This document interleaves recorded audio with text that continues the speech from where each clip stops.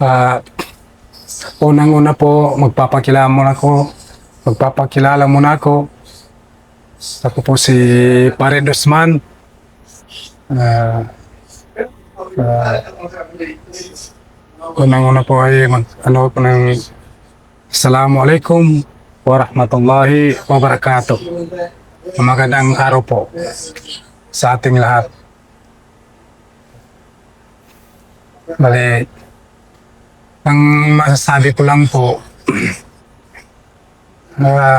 dito, Ikwento mo muna kung ano ka dati. Oh. Isa kang isa akong BIF Freedom Fighter, Pension Kagi Karyalon. Opo. Bali, Deputy Brigade po ako noon. ngayon. Ngayon, nandito na ako sa palad ng gobyerno. Nagpapasalamat po ako sa kanila dahil sila ang nagbigay ng maliwanag na daan. At saka naisip ko yung kinabukasan ng mga anak ko po. Saka lalo na yung mga situation ngayon. Opo. Bali, ang masasabi ko lang o makwento ko lang ngayon, Ikwento mo yung buhay mo no. Bakit ka ano na job sa'yo? Bakit ka pumasok sa BIFF? Okay. opo. Bali, ang tanong lang po, bakit po ako pumasok sa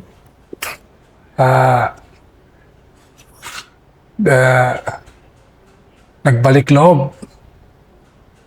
Opo. Nagbalik loob po ako dahil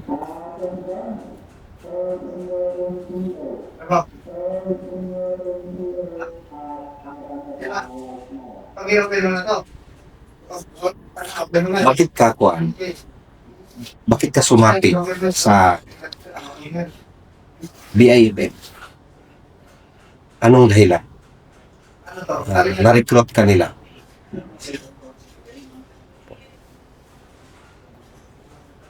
oh, sumali ako sa grupo na BIF dahil ang panindigan namin ay yung kasabihan ni Allah na kailangan bawat isang tao, bawat isang Muslim ay kailangan ng jihad, yung tinatawag na jihad.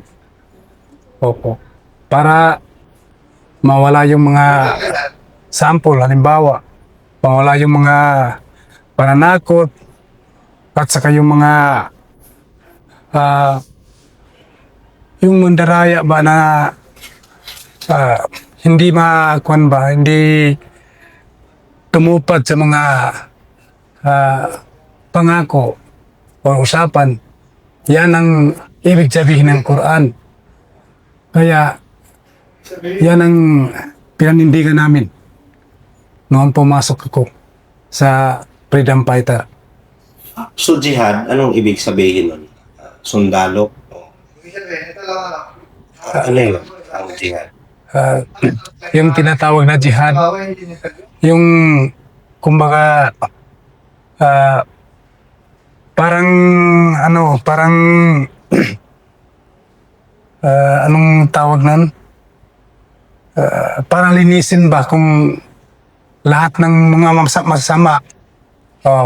Yun ang tinatawag ng jihad. So parang yun yung nagiging kwan. Kaya nagsali ka sa BIFF no? At saka isa pa, sumali ako noon sa Freedom Fighter dahil Ah, yun ang masabi ko na para mawala ba yung mga bulog na sistema. Oh. Kasi yun ang kasabihan ng Quran. Yung masasamang tao, yung mandaraya. Oh. Yun lang po. Kumusta yung buhay mo doon sa nung naging anong taon ka nun? Ilang taon ka? Yung edad mo nun? Mahigit siguro mga sobra 30 yata. Nung nandun ka na sa loob, ano yung buhay mo doon? Mahirap ba? Masaya? Hindi ka ba nagsisi na BIFF ka, no? Katamtaman lang, sir. Katamtaman lang. Hindi naman sa maganda yung buhay. Kasi unang-una, yung buhay namin sa loob, ang masama dyan, minsan, nandoon kami sa malawak na mga pawas, tapos ang masama dyan, hindi mo mapuntahan yung mga pamilya mo. Hindi ka makaiga doon. Hindi mo sila kapuntahan dahil palagi kang nasa palibot-libot sa mga area. Anong ibig so parang nagtatago kayo? Opo, parang nagtatago. Dahil, kanino kayo natakot? Natakot kami sa baka sakaling na magkakwentro yung mga sundalo at saka yung mga grupo namin, tapos doon sila magkabarilan sa baryo o di kaya karamihan ng tao. Ayaw namin madamay. Okay lang kung doon magkasalubong sa walang sabit na area. So, hindi ka nakauwi? Hindi kami makauwi. Kasi minsan, kung umuwi kami doon sa bahay namin, may tao na magsumbong na, sir, nandito yung hinahanap nyo. Tapos kawawa naman yung mga pamilya. Tapos kahit wala, sir, iwanan namin basta dumating yung mga order na leader namin. Na sigurado talaga pumunta kami doon, makarating kami doon. Pero sa BIFF, ano yung pinaglalaban nyo para manatili ka pa sa ganun? Noon? Noon, sir, ang pinaglalaban namin, kailangan magkaisa. Magkaisa ng religion ba? Religion. Na isa lang paninindigan, walang iba kundi si Quran. Quran talaga. Nag-iba ba ang religion? May ibang religion ba sa mga kapatid nating Muslim o yan lang? Minsan magkaiba-iba ng paninindigan. Oo. Kasi ewan ko lang kung sino ang tama. Oo. Kasi yung si Kai Carialon, isa lang paninindigan niya. Basta Quran. Kailangan hindi talaga kumbaga i-convert ba yung banal na Quran ba? So, hanggang ilang years ka, ilang taon ka doon sa loob? Matagal na, sir. Matagal talaga. Kasi noon buhay pa si Kwan, Amili Umra. Si? Amili Umra. Umra? Sumali na ako noon. Nung nandun pa si... Amili Umra Kato. Oo. So, naabutan mo pa siya? Oo, naabutan ko siya. Kasi kumbaga kanang kami niya. Oo. Sa bahay niya. Noon, sa Campo Umar pa. Campo Umar. May kampo talaga kayo doon? Oo, malaking kampo, sir. Panahon, naabutan mo pa yung mga binabaming kayo doon? Yung mga bomba? Oo. Oo, naabutan ko, sir. Pero ano yung pinaka-skill mo talaga? Pinaka-specialty mo doon sa loob? Ako ang nagkakawad ng lahat ng mga tao. kumbaga mag-aras sila, ano nila ba? Ikaw yung nagplano. Oo, ang plano. Oo. Paano ba kayo magharas noon? Anong plano nun? Paano nyo ginagawa? Depende yan sa sir. Depende yan sa acid. Kasi may acid yung mga man sa labas. Ng kampo? Oo, iba po. So, nandun na Oo, naka-active nakaano na. Bago mag-atake yung mga tropa. So, ang style nyo sa pagharas din natin parang maramihan o kaunti-unti lang? Konti lang. Kasi by oras yan. Oo. Kumbaga, halimbawa kung ako ang mauna, tapos mga isang oras, palit na naman. O di ka ilang minuto. Mga ganyan. So, ibang grupo na naman yun. Oo. Hindi, isang grupo rin. Pero, Itim-tim. by team. Oo. So, tigil lang tao kadalasan ang magharas sa, halimbawa, isang detachment. Oo. Makaabot din kami ng mga sobrang 100 o sobra 50, sobra 40 plus. Lahat yan pumuputok. Oo, pumuputok. Kahit saglit lang, basta importante makaputok. Tapos sabay takbo. Hindi naman, dahan-dahan lang sa pagkakuan. Siyempre, madiskrasya ka kung tumakbo ka pagka-atras. Hindi, bakit pa magharas kung hindi man lang pasukin? Hindi, may ano man yan dyan, kumbaga, muna yung halimbawa kung mag-atras ka, kailangan isipin muna. Kasi ano man ako sir, trainers ako. Trainer ka. Oo, trainer ako. Ayun, tinuturo mo yung... Oo, yung mga sikreto ng mga kuan. Pero yung sa gumawa ng mga bomba, hindi ko alam yan. Oo. Basta sa'yo, pag-atake lang. Oo, pag ano lang. Oo. Drawing kayo sa kuan. Oo. Isang kampo. Oo, sa kampo. Halimbawa, ito yung kampo. Oo.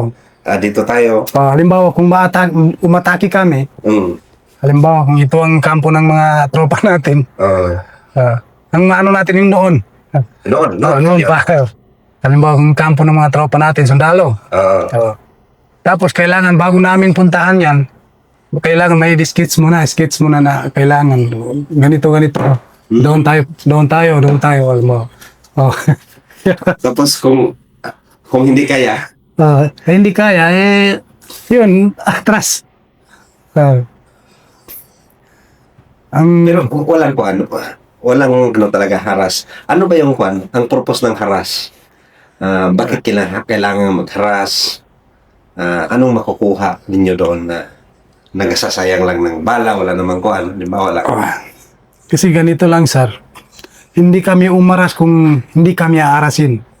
Yan ang talagang Kasi ang namin sa grupo, ito ang talagang kuan ba? Ang namin sa grupo, kumbaga nagsumpaan ba? Halimbawa, kung may kasama kang tinamaan ng halimbawa kung kahit konti lang, kailangan oras na yun bumawi ka sa kalaban. O yun ang kuan ba? Yun yung parang paniniwala. Paniniwala. Yan ang paninindigan ng mga tropa sa loob. Kahit kinulata ka pa, o sinampal, o ano pa yan, kailangan maalis ka sa grupo kung hindi mo yun siya. Pero may mga panahon na nagharas kayo pa ang namatayan o nawundin. Meron. Meron po. Sa Barangay Kulasi, may kasama ka dyan na naiwan yung mga bangkay niya ba, hindi nakuha. Ikwento mo na yun, paano nyo inano? Paano nyo natake? Umaga? Kami ang inaharas. Kayo ang hinaras? Kami ang inaharas. Kasi yung kasama namin, pinuntahan namin doon sa Kulasi. Barangay Kulasi. Tapos, may nagsabi na nandyan ang mga sundalo. Nandyan ang mga sundalo. Tapos tumawag yung leader namin. Sabi niya, mag-ingat kayo, nandyan na yung mga sundalo. So, paakyat na sundalo? Oo, paakyat na sundalo. Sa Barangay Kulasi mismo. Ano may Kulasi? Yun yung sakop ng municipality? Ano yung sakop yan? SKP o SKP, no? Peacekeeping. Tapos, Ngayon, tapos, tumawag yung leader namin na si Kuan, Bapa Delami, at saka si Abu Nawas. Mag-ingat kayo, sabi niya, kaya nandyan na yung mga sundalo. Tapos sabi ko, tirahin namin o hindi pa? Sabi niya, wag muna. Kasi yan, hindi yan masamang pinapagpunta nila dyan kay may pag-usapan na, Kuan, may importante sila na, sabi, ganun ba? Tapos, nagkwentuhan kami sa mga kasama ko, tapos biglang lumibot yung mga sundalo doon sa Kuan namin. Tapos kami, kami doon, na-circle kami ba? Tapos yun, nagkwentuhan kami ng mga kasama ko. Tapos biglang may nagsabi na mag-ingat kayo kay nandyan na yung mga sundalo sa likod nyo. Tapos pumindig ako, nakita ko yung mga sundalo sa Kuan, nakalibot. Sabi ko, totoo pala ito. pero alam ng sundalo na nandun kayo. Alam nila. Kasi yung si Kagi Alimudi na yun, siyang haras. Siya ang nagharas unang-una. Si Kagi Alimudi. Sino si Kagi? Kasi yung tigulang dito nakaupo. Yung naka-orange, naka-orange. Yung si Commander. Opo. Tapos yung nag-uwi siya doon sa kampo namin. Tinanong niya si ama, sabi niya, andyan na yung mga kapatid ko, sabi niya, wala pa. Ay naku, sabi niya, pinuntahan kami agad doon sa pwesto namin. Hindi siya nakaabot doon sa pwesto namin, nagkabarila na sila doon sa likod namin. Yun, iwan sila ng isang bangkay doon. Yung kasama nyo? Kasama namin. Kasama ni Kagi Alimudin. Kayo naman, anong ginawa nyo? Tapos sabi ko, nagtaka ako, bakit dyan nagbarilan sa likod natin? Ano ba to? Yung sabi ng mga kasamahan ko, uy, tingnan mo marami sila, sabi niya. Ganun ba? Sabi ko, huwag kayo magpapatok, sabi ko, para hindi tayo mapansin, para hindi tayo magkita, sabi ko. Siyempre yan ang mga sekreto ng mga ba. Huwag mo na silang barilin. Hayaan mo na sila. Ang importante yung kaligtas tayo. Kasi sabi ni Kagi Alimudi, huwag kayong muna umalis hanggat hindi ko sabihin na umalis kayo dyan. Yun ang inano ko. Hindi ako umalis. Tapos, yun ang problema. Kinuha kami niya doon sa pwesto. Hindi kami na yun, na pala kami. Nahirapan kami noon sa Bahagi Kulasi. Ano yung Juan? Saan ang galing yung tapang? Kasi ang tatapang, kumbaga, okay lang mamatay. Opo. Saan ang galing yung tapang na yun? Ganun na Juan. Isa lang paninindigan namin noon, magkwentro kami ng mga sundalo. Kahit masahid kami, yung tinatawag na sahid. Ano yung sahid? Yung kumbaga, Allah ba, ang paninindigan ba? Kahit mamatay kami, diretso talaga sa yung tinatawag na sorga. Ang kumbaga, ang kabayaran ba? Again. Kahit mamatay kayo. Opo. Ang kabayaran niya sorga. Yun ang tinatawag na Heaven. Heaven. Sorga. Opo. Kahit walang bayad, basta importante makasorga. Sorga, yung tinatawag na sorga ba? So, di ba kung mamatay ka, okay lang? Okay lang. Parang kumbaga sacrifice ba? Walang ba? Gumawa ka ng kabutihan. Kabutihan. Opo. Yun ang paninindigan namin, bawat isa sa amin. So, sumisigaw kayo ng alaw? Sumisigaw pa ng Allah. Para, ano yun? Para kumbaga, mawala yung, kumbaga, nervyos ba? Kumaano yung tapang mo ba? Tumitindig yung mga balahibo mo kapag sinabi mo yung Allahu Akbar. So, sa Tagalog, ano yun? Anong bisip? Sa Tagalog, mabuhay. Mabuhay. Mabuhay. Dato, Allahu Akbar, mabuhay. Mabuhay. Parang gano'n. Mabuhay. Mabuhay.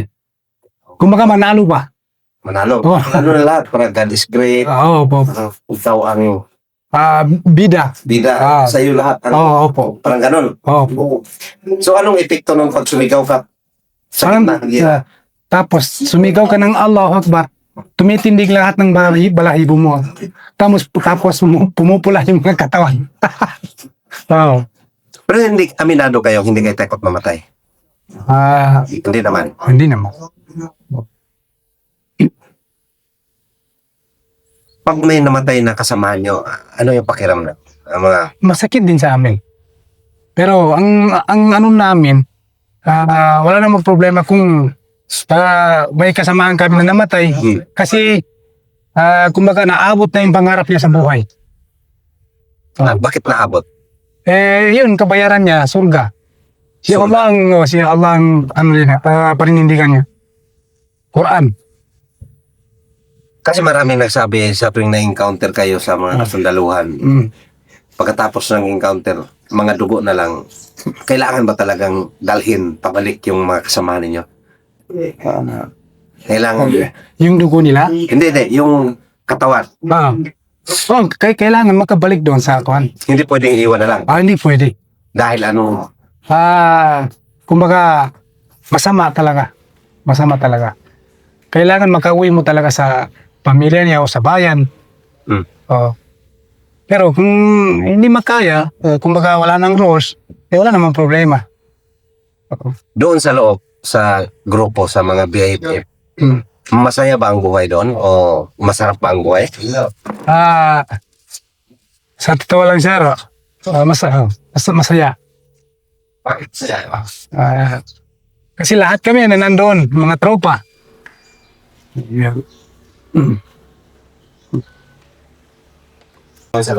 Ako lang, Minsan lang, sir, masikip ang pamumuhay namin. Hindi naman sa palaging masikip, pero minsan lang masikip talaga. Kasi wala kaming income na kumbaga buwan-buwan. May ano kami, may allowance kami. wala kayong sahod. Wala. Maliban sa kay Allah. So, parang ginagawa niyo ito para kay Allah. Para kay Allah. Yun ang paninindigan namin. Mamatay man kami o hindi, si Allah ang bahala sa amin. Kaya kayo tumagal dahil kahit walang sahod, pagod, gutom, may namamatay, bakit kayo nagtagal pa rin sa loob? Ano yung naging dahilan? Kasi yan ang iniano sa amin bawat... Parang gano'n, no? Bali... Nagtagal kayo, Nagtagal... naghihirap, nagsakripisyo. Kahit anong maano namin, kailangan tiisin mo para kay Allah. Yun ang paninindigan.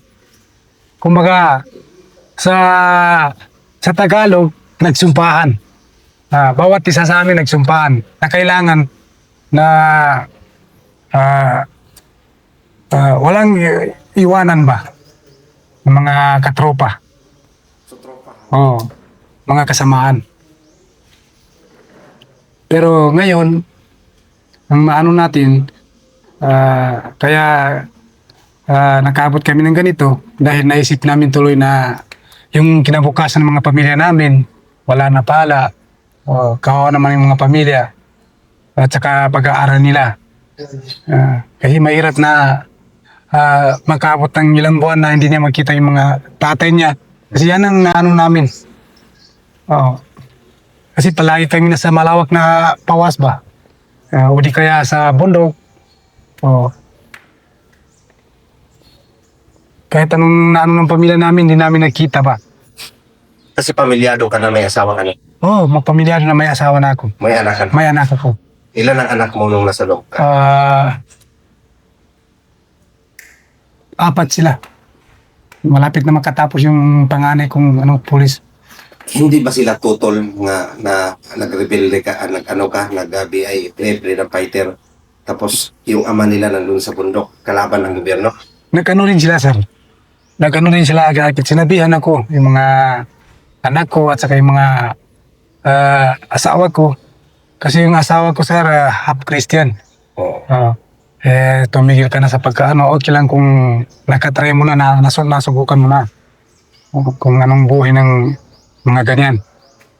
Siyempre, naano ako sa mga ano nila ba, pananalitaba na yung paninindigan nila Quran. Kasi nakita ko yung sarili ko na siyempre ang ano natin maging naman Muslim. Mm. Kasi bawat isang Muslim kailangan makaano ng Quran. Oh. Hindi ka pwede talaga sumuko. So, pwede ka namang mag-Quran maglingkod kay Allah na hindi kami ang pagiging dirida. PIL. Pwede rin sa Quran. Pwede rin. Sa Quran. Pero ang importante yung sa ilalim na yung puso mo na hindi kumbaga hindi mo makalimutan. Kahit nasa loob ka, nasa ilusan ka pa, alam mo mali ang ginagawa mo o tama ang ginagawa mo. Hindi pwede yun. Kung halimbawa alam mo yung ginawa mo na mali, siyempre hindi pwede yun.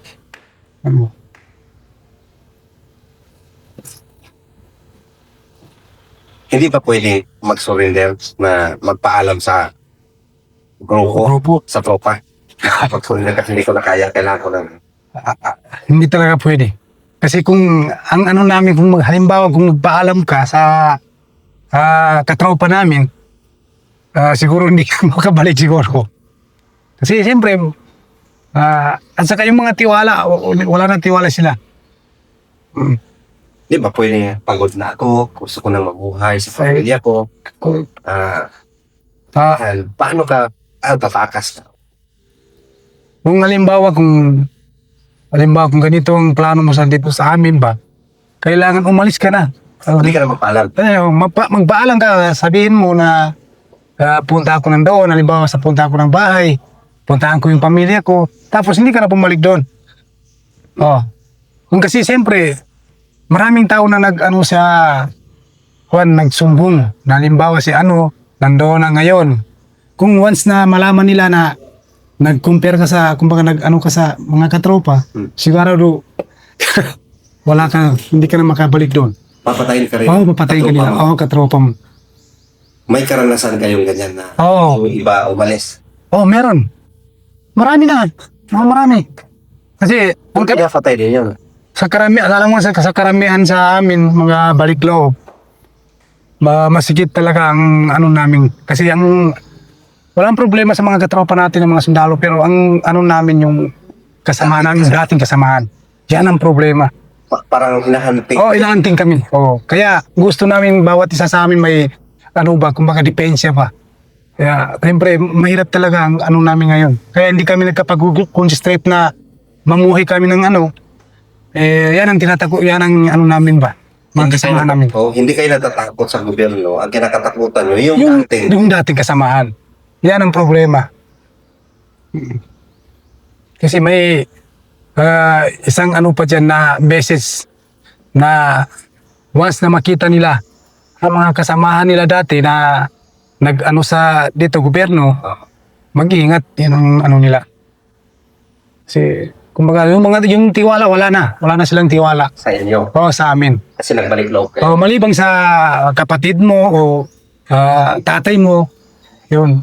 Siyempre, yung kamag-anak, hindi maano yan. So itong ginawa nyo ngayon na magsakripisyo talagang desisyon na mabigat sa iyo. Mabigat talaga. Pero, tinitiis namin dahil ang namin, kasi marami pa kaming natitira dyan sa mga sasamahan namin sa loob.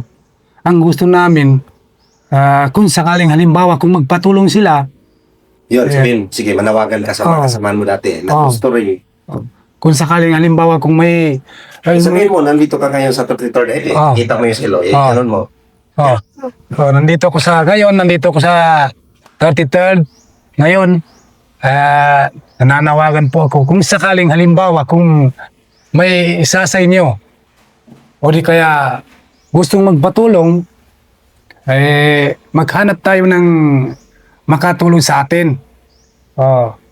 Baka matulungan tayo. Kasi isipin natin, yung kinabukasan ng mga pamilya natin, pag-aaral ng mga anak natin, pamumuhay natin, kami mga kaibigan nyo, kasamahan nyo dati, unang-una masikip ang daan namin ngayon. Ngayon, kahit saan kami magpunta, wala naman problema. Makalakad kami, makalabas kami kahit saan. Yung pamumuhay namin maayos na. Kasi nga, kakampi nyo na ang Kakampi ng gobyerno.